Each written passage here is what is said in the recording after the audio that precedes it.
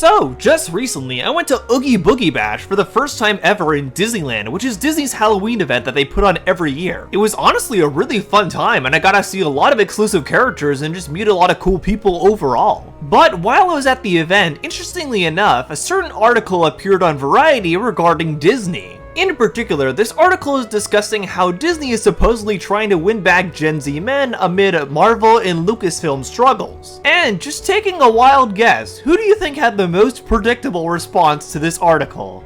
You guessed it, none other than the anti-woke grifters who seem really convinced that Disney buying Marvel and Star Wars and girl bossing it up has made it bad and woke propaganda. And clearly that's the reason why audiences aren't as into these franchises as they used to be, when no, that's really not the case at all. This has pretty much been the grifters' MO since day one. They will often try to sell their audience on the idea that Disney is currently not as popular or well-liked because of quote-unquote wokeness. And they also use the excuse of quote-unquote wokeness and girl boss characters ruining Marvel and Star Wars and making it so nobody likes those franchises anymore. And as you can probably imagine, as soon as this article was published, people like Critical Drinker, Neurotic, Jesterbell, and plenty of others immediately went and made videos talking about it. The thing is though, all these videos inevitably completely miss the mark on why these franchises are actually disliked by people now. And no, it's not because of girl bosses or Gen Z men not being interested, believe it or not. There's plenty of legitimate reasons as to why there's a lack of interest currently for Marvel and Star Wars from general audiences. Probably the most obvious one being oversaturation. I mean, from 2015 to 2019, Disney was putting out a new Star Wars movie in theaters every year. If that doesn't water down a brand, I don't know what does. So today, let's look at some of the videos the anti-woke grifters made on this topic, talk about why it's not real criticism of Disney, and talk about what real criticism of Disney should look like overall. We're also going to be talking about why Disney is trying to win back most of its audience, not even just Gen Z men. Since really the problem here is much bigger than these guys are making it out to be. One person who did a video on this topic was none other than the Critical Drinker, aka the poster child for anti-woke film criticism. Let's see what he had to say. Disney's boy trouble. Studio seeks original IP to win back Gen Z men amid Marvel Lucasfilm struggles.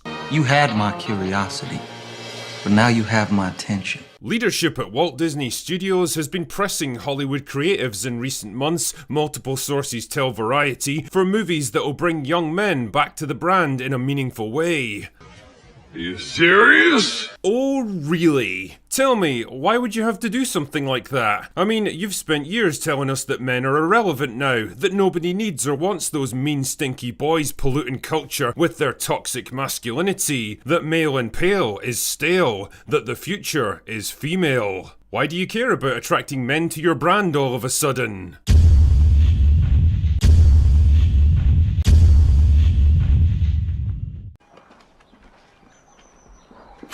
Okay, so right off the bat here, two of the Marvel movies that Drinker shows here that are supposedly failing to cater to Gen Z men literally have male protagonists. Both Captain America Brave New World and Fantastic Four feature male actors in the lead roles. Captain America Brave New World has Anthony Mackie as Sam Wilson, and Fantastic Four has Pedro Pascal as Mr. Fantastic. While there were a lot of rumors being spread around leading up to the release of Fantastic Four, mostly by anti-woke grifters that Sue Storm would be the lead role in the film, that obviously didn't end up being the case. It's very clear in the finished film that Mr. Fantastic is the leader of this team. The only one you could really argue has a female protagonist here would be Thunderbolts. But even then, most of the members of the Thunderbolts are actually male characters. The only female characters are Yelena and Ghost. So no, as much as Drinker would like to try and tell you this, these movies did not fail because of quote-unquote girl bossing. These movies failed because of a general lack of interest in Marvel nowadays, and especially because of how oversaturated this brand has become. Even just this year alone is already bringing us 9 different Marvel projects. We've already had Captain America Brave New World, Thunderbolts, Fantastic Four, Ironheart, Your Friendly Neighborhood Spider-Man, Daredevil Born Again, and we're still getting Wonder Man and Marvel Zombies at the end of the year too. While 2024 was honestly a really big refresher for all this, since the only big Marvel release that year was Deadpool and Wolverine, and as a result, it made over $1 billion. It just kind of seems like Disney didn't really learn anything from the release of that film and is continuing to oversaturate the market with tons of Marvel projects yet again. When you put out 8 to 9 Marvel projects all set in the same universe within a year, that does tend to burn people out pretty quickly. And I think this year especially, we've really seen the aftermath of that with the performances of these 3 films. But clearly it's a lot more than just quote-unquote girl bossing or Gen Z men not going to see these movies, cause clearly a lot more people than just Gen Z men didn't go to see all 3 of these films. And therein lies the rub, dear viewer. You might utterly despise men and everything they represent, but when it comes to that increasingly uncomfortable meeting with the accountants every few months, well, it turns out that you kind of need them. Especially young men, who seem to be quite a powerful demographic these days. Again, the issue is a lot more than just Gen Z men here. A lot of people aren't going to see new Marvel movies. When the MCU started in 2008 and during its heyday in the 2010s, it was a lot more than just Gen Z men going to see those movies. Hence why even a more mid-tier Marvel film with maybe not as much of an epic scale to it like Ant-Man could still easily rake in over $500 million. Clearly these movies were appealing to a lot of people in a very wide demographic, otherwise they wouldn't have pulled in so much money. The issue really isn't Gen Z men walking away from Marvel, it's a lot of people walking away from the brand overall. But for some reason, Dricker doesn't really seem to get that and thinks the problem is just Gen Z men moving away from Marvel and Star Wars because they're getting attacked by feminist activists. Or really, probably the more likely answer is he knows this really isn't the case, but he wants to frame it as such to meet his own agenda. Let's see what else this stunning and brave article has to say, shall we? Numerous studies show that Gen Z men in particular are a lonely, gaming-obsessed group who were hampered in their formative years by COVID-19 lockdowns. Oh, come on! Okay, I'm gonna stop you right there before this journalistic goes any further. Let's be clear about one thing. Young men were not hampered in their formative years by the lockdowns, or the patriarchy, or global warming, or social injustice, or any of the other bullshit excuses you're gonna try to throw in to obfuscate the truth. They were hampered by an entertainment media complex that spent most of the past decade systematically trying to obliterate them from modern culture. They've been berated, insulted, deconstructed, mocked, lectured, misrepresented, gaslit into believing their every natural instinct was wrong and evil, and simultaneously labelled as useless and irrelevant, but also somehow the cause of every negative thing that ever happens in the world, depending on which explanation is most expedient. I'm so fucking tired. I thought I just needed a night's sleep, but it's more than that. And every single time they've dared to defend themselves or push back in this completely one-sided war, they've been dismissed as sexist, misogynistic idiots and bullied or attacked into silence. Is it really that much of a surprise that after all of this, after realising the deck is so hopelessly stacked against them that not only can they never be allowed to win, but they'll be actively punished for even trying in the first place, they finally decided, "Fuck it, I'm just not playing anymore." And they hit back with the most powerful weapon left in their arsenal, their wallets. If companies like Disney decide to use their platform to beat young men over the head with the message that everything male is inherently bad, then I guess young men just won't watch their stuff anymore. It's not exactly rocket science, but holy fuck, this article and others like it will explore every possible explanation except the simplest and most obvious one. So the thing is, Marvel and Star Wars have both always had strong female protagonists. From the get-go in the first movie even, Star Wars proved with a character like Princess Leia that she could be not just a pretty face, but also be a very competent fighter and fight alongside her male counterparts as well. She was always out there in the heat of battle with Luke and Han, and was the driving force behind the Rebel Alliance to begin with. And it's a very similar story on the Marvel side of things, since they've had hundreds and hundreds of strong female protagonists in their comics for years now. Characters like Black Widow, Sue Storm, Rogue, Jean Grey, Storm, Silk, Spider-Gwen, Jubilee, Elektra, White Tiger, Jessica Jones, Kitty Pryde, X-23. The list goes on and on and on. There's so many strong female Marvel characters that it's not even funny. And the funniest thing is, when the MCU was in its heyday, there were characters like Scarlet Witch and Black Widow there at the forefront. But it's only now these characters are getting called girl bosses in their solo projects like the Black Widow movie or WandaVision.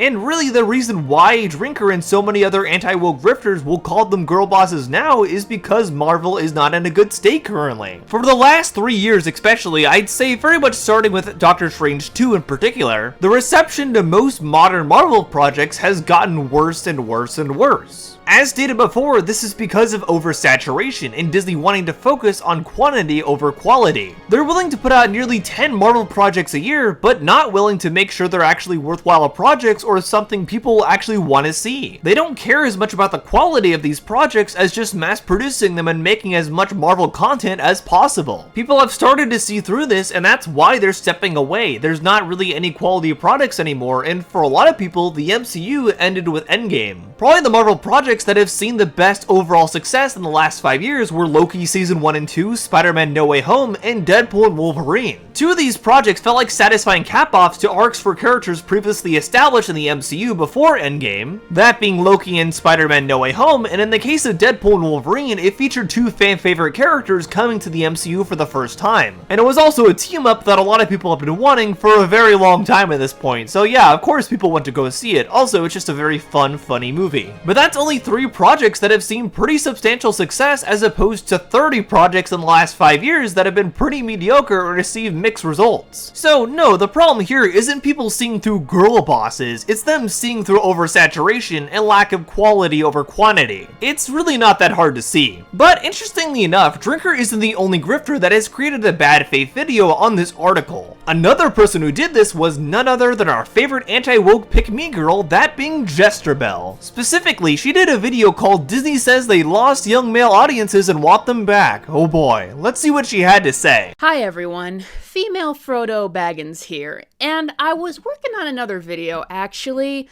before this article from Variety came out and really caught my eye, and I have some things to say about it.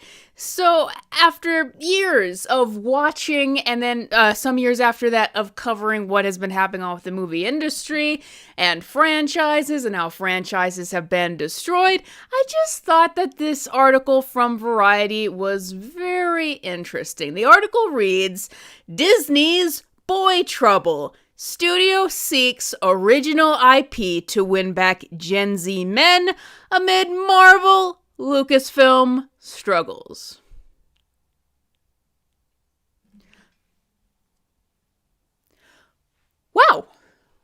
Wow.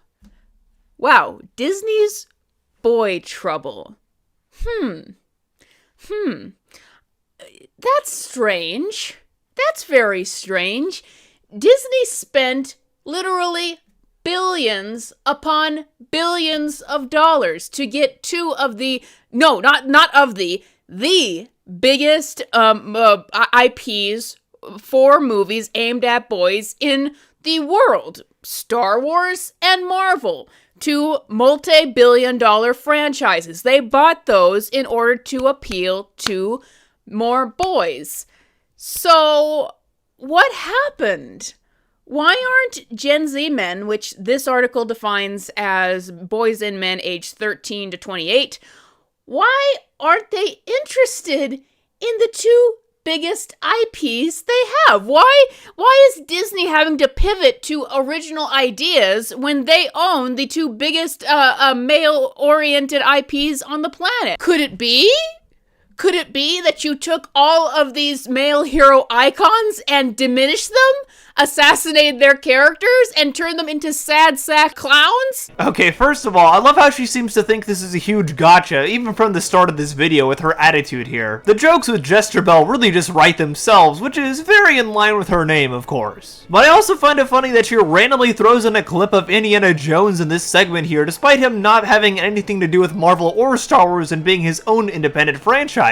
And you know what? Since the grifters are always trying to claim that Indiana Jones was emasculated and one up by a female girl boss in Indiana Jones and the Dial of Destiny, and chalking that film's failure up to that, I'm gonna go ahead and debunk that while we're here as well. Indiana Jones and the Dial of Destiny did not fail because it had a woke girl boss that was one-upping Indiana Jones in it. It failed because Harrison Ford is just simply too old now to pull off the character of Indiana Jones in a convincing way. People didn't go to see this movie because they don't want to see an 80-year-old man trying to pull off the stunts he once could when he was in his 30s. There is no emasculating of his character whatsoever here. It was just a mistake to cast someone as old as him in that kind of role again. That's really all there was to it, and there wasn't really really much interest in that film because of that. And as a result, the film ended up being one of Disney's biggest flops ever. And it's especially funny when you look at another piece of Indiana Jones media that came out in recent memory, that being Indiana Jones and the Great Circle. This game, funny enough, much like Dial of Destiny, does feature Indiana Jones with a younger female companion at his side. But unlike Dial of Destiny, nobody called this game woke and was actually very positively received. A lot of fans even called this game the best Indiana Jones media since The Last Crusade. And a big part of the reason for this was because it was a video game, it was able to capture a younger image of Indiana Jones. It had you playing as a version of him from in between the events of Raiders of the Lost Ark and The Last Crusade. This is the kind of Indiana Jones that most people are most familiar with and want to see generally. So no, having a female companion next to Indiana Jones to give him sass is not what's gonna kill your piece of media at all. It's 100% about how you execute the piece of media and whether you're having an old actor in the role or not. If anything, I think Dial of Destiny should have A, casted a younger actor if they really wanted to continue Indiana Jones's adventures, and also they should have gone with a totally different story than what they went with in Dial of Destiny, because I really don't like the story in that one at all. Great Circle has a much more interesting story and a much more intriguing premise overall to it. If you put in the effort to make a well-written story and not a cheap cash grab, people are gonna notice and actually like your product. Simple as that. And the same can absolutely be applied to both Marvel and Star Wars. For the first 10 years of the MCU, their films were generally pretty well received since they actually took the time to develop and flesh out these characters and make you care about them. The last 4 years of the MCU hasn't really been able to do that at all since they have not spent the time that they used to previously to develop these characters further and make you really care about them. And the last two films in particular, Fantastic Four and Thunderbolts, while I think those are actually alright movies, it is very clear they're dropping those characters right into the MCU and expecting people to care about them right away just based on these standalone movies. And that's really not an easy thing to sell people on at all, especially when you look at the fact that Marvel has tried to basically speedrun people caring about these characters in just 4 years. The original MCU took over a decade to properly draw out its plan and make sure that you actually cared about the three main characters involved, Captain America, Thor, and Iron Man. It gave them entire trilogies to really draw out their arcs and flesh out these characters and make you care about them. The same could really be said for the majority of the cast of the MCU during its heyday, but they haven't been doing that in the last 4 years, and therein lies the problem. It's a lot more than Gen Z men that are getting drawn away from Marvel at this point, it's most people overall. There's a general lack of interest because Disney just isn't putting in the effort to actually make people care about these characters.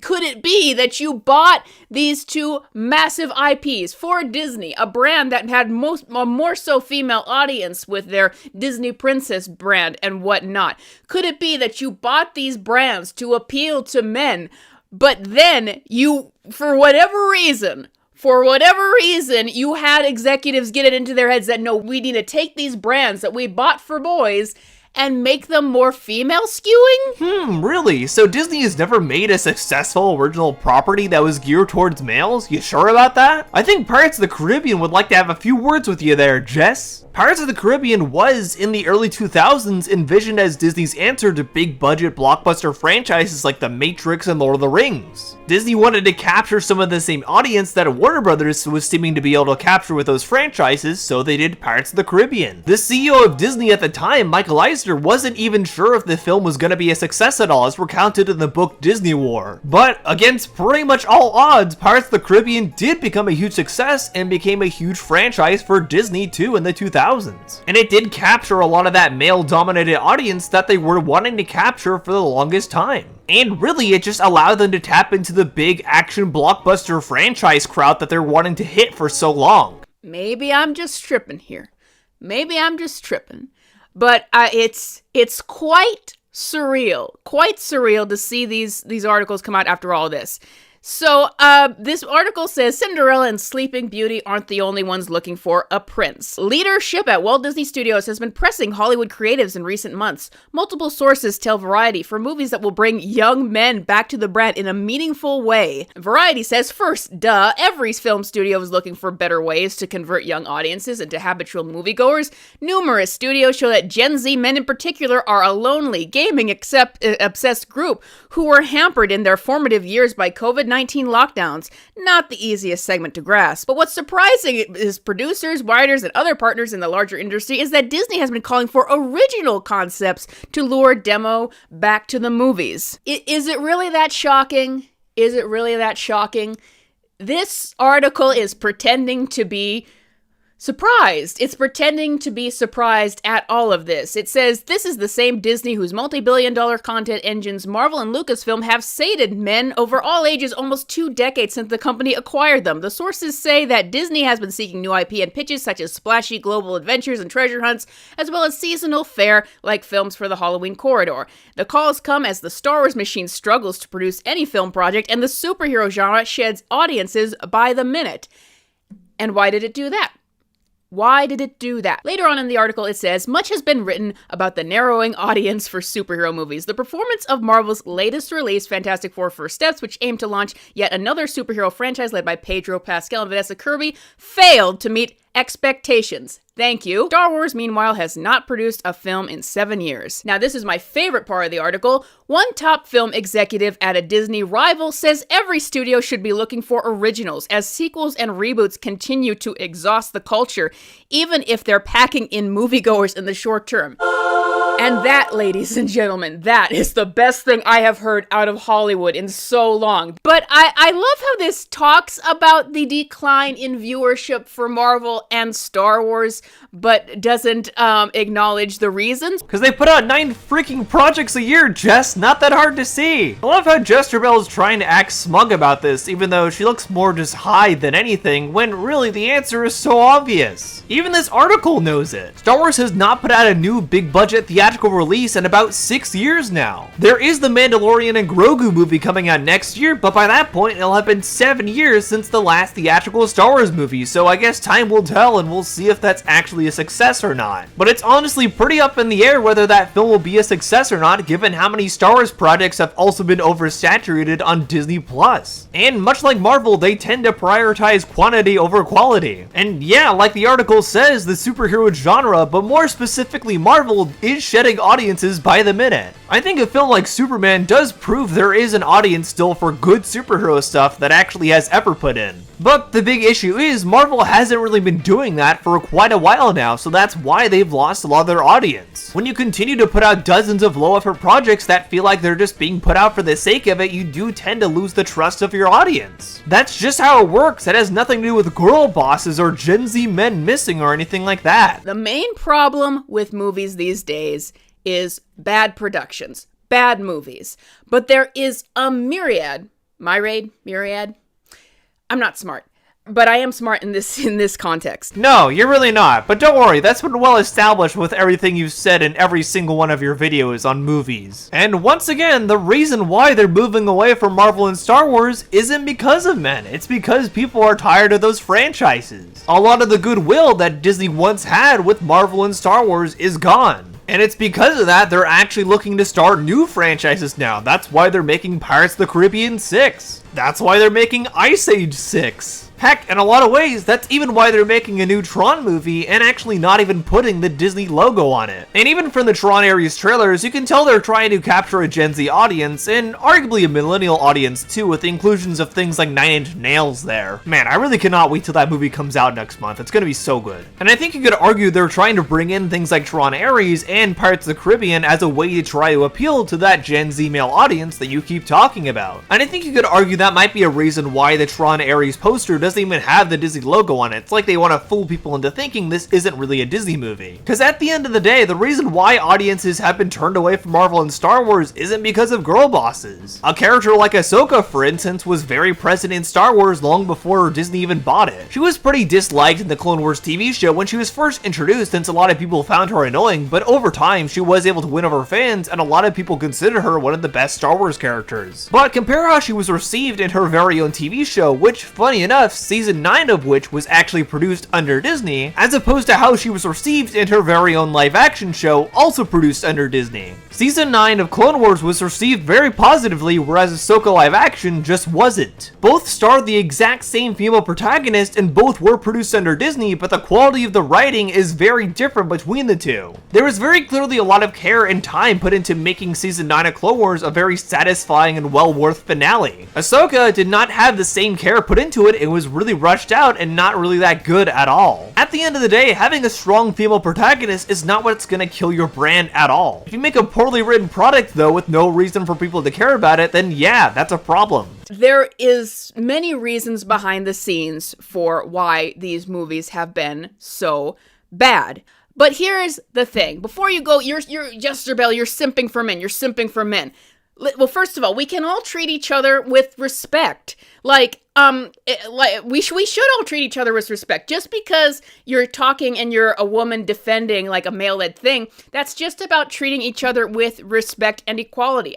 Anyway, it's just so surreal after 10 years of depleting these franchises and not listening to criticism to finally see them get to this place. And they seem to think that the only way they can do it is with original IP because Marvel and Star Wars have been so depleted. Yeah, and therein lies the problem. Disney has realized they've kind of ran Star Wars and Marvel into the ground, and because of that, they're exploring other avenues for projects to attract the same kind of audience. Case in point, things like Tron and Pirates of the Caribbean. Heck, apparently they're even trying to make another National Treasure movie. That's also why they've started to double down more on the Alien and Predator franchises. They've realized they can't just keep running Star Wars and Marvel into the ground as their two big cash cows. They have to try something else. It's really not that hard to see at all. But it seems Jester Bell just really refuses to admit that this is the actual issue here. Much like Drinker was doing, she's continuing to hone in on the idea that Gen Z men missing and quote-unquote girl bosses are the only thing wrong with these franchises and that's why they're failing. When no, that's a lot more than that. But interestingly enough, it's not just Jester Bell and Drinker that have created bad faith criticisms of this article and totally framed it the wrong way. Another person who did this was none other than Nerdrotic, our favorite AI thumbnail creating clown. Let's see what he had to say. Greetings, you over 1 million practitioners of common sense and the 40% who haven't subscribed yet. You know, it's not like we haven't tried to sound the alarm or light the beacon since way back in the Force's female days and way back in the Captain Marvel days, the first shot fired in the MCU. Oh, believe me, we know you were trying to do that all the way back then, but now it's a lot easier for you to sell people on this idea, given the fact these films are actually failing now. And of course, not for the reasons you say, obviously. Difference here is there is natural change and forced change, and there's no two better examples in Hollywood than Disney Star Wars and Disney Marvel, the two IPs Disney bought to make it less of a girl's brand. Again, we warned taking male brands that were enjoyed by everyone and turning them into female brands that were enjoyed by no one wasn't a good strategy. And it turns out my good friend Chris Gore, who got a lot of clapback for this quote, was right. Disney turning Star Wars and Marvel from a boy brand into a girl brand will prove to be the costliest decision in movie history. And as usual, the corporate legacy access media finally catches on to what the fans that they loathe so much have been saying years too late. From Variety, Disney's boy trouble, studio seeks original IP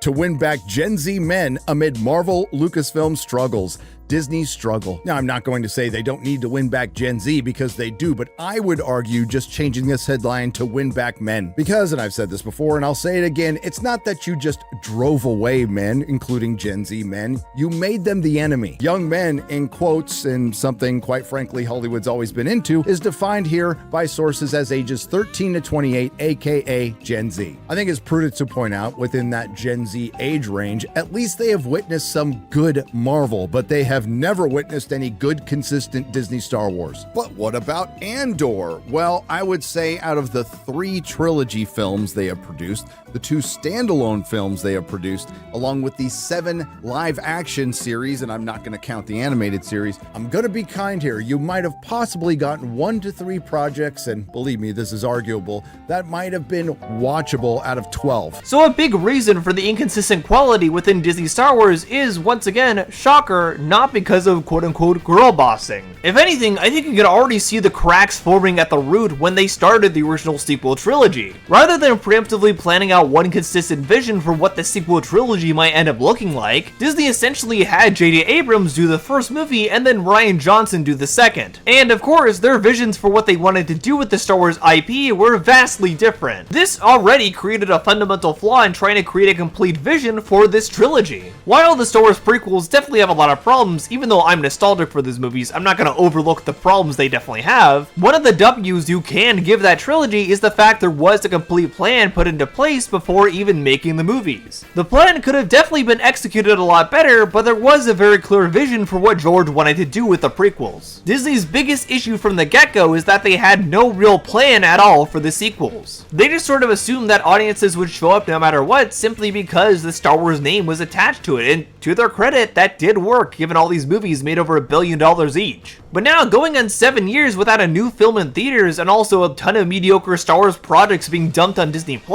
it kinda remains to be seen whether The Mandalorian and Grogu will actually be something that people go to see in theaters. And a quick reminder, Disney has owned Lucasfilm for almost 13 years. And as far as Marvel is concerned, and again, at least they used to be good. But since Endgame, with the roughly 27 projects, not counting animated series, they've shouted out, only 3 of the movies were good, and the best being something they don't own, Spider-Man No Way Home. On the streaming side, the only thing watchable were a couple of holiday specials, and the best thing was an animated series, and they fired the showrunner. Yet none of these projects are great, and the rest is absolute crap. So what is that, 6 out of 27? And this has been going on for half a decade. And we all know the reason why this is happening, and we all know the reason why the corporate legacy media will never bring it up.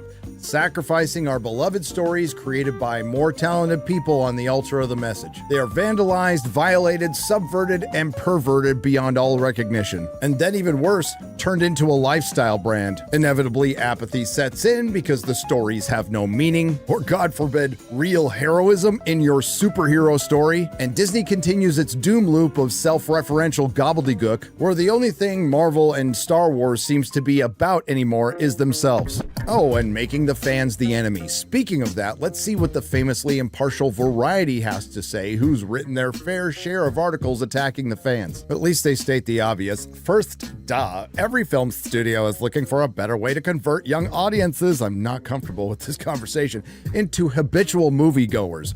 Numerous studies show that Gen Z men, in particular, are a lonely gaming-obsessed group who were hampered in their formative years by COVID-19 lockdowns. Dude, in this article where they're talking about Hollywood trying to get men back to Hollywood, they damn near called you incels. Why not just come out and say it? Huh? Gee, I don't know, Gary. Maybe for the same reason you don't say you're racist and the fact that you're trying to sell your audience on the idea of all diversity in movies being automatically a bad thing. When in actuality, it really isn't. Just like any piece of art, it really comes down to the effort and craft that's put into it. But it seems like you just can't quite grasp that. Or really, rather, you do. You just don't want to admit it. In other words, our priorities are moving on because we've buggered Star Wars and Marvel into oblivion. And apparently, this big brain decision to bring back all those toxic fans and incels comes right from the top. That's right, the weatherman, Bob Iger, and he probably made that decision between one of his multiple showers per day. 2 insiders say the mandate to recruit young males goes as high as the C-suite. I gotta give Disney some credit here. At least they're bringing in a dude to help bring back the dudes. David Greenbaum,